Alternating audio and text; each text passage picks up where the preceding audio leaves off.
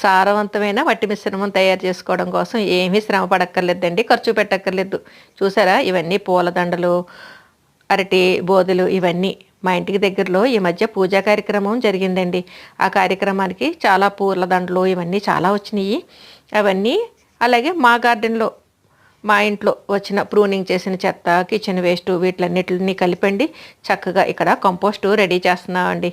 మేము 3 monthsకి ఒకసారి compost ready చేస్తామండి. ఇది చూసారా, బకెట్లలో ఉన్నవి ఆల్రెడీ తయారైపోయిన కంపోస్ట్ అండి. ఇది 3 months బ్యాక్ నేను ఇలాగే ఆకు అలమా ఇవన్నీ వేసి మట్టిలో కప్పెట్టేసాను అనమాట. చక్కగా అవన్నీ ఇలా కంపోస్ట్ కింద మారిపోయినాయండి. ఈ చెరుకు గడలు కూడా మిగిలిపోయినాయట, అక్కడ సేంద్రియ చెరుకు రసం అమ్మే వాళ్ళు ఇచ్చారు. ఇవన్నీ కూడా ఇప్పుడు కంపోస్ట్ రెడీ తయారు చేయడానికి ఉపయోగించేస్తున్నామండి. చక్కగా 3 monthsకి మనకి ఆ పొడి పొడిలాడే కంపోస్టు చక్కగా ఈజీగా రెడీ అయిపోతుందండి. మొక్కలు కూడా బలంగా పెరుగుతాయి.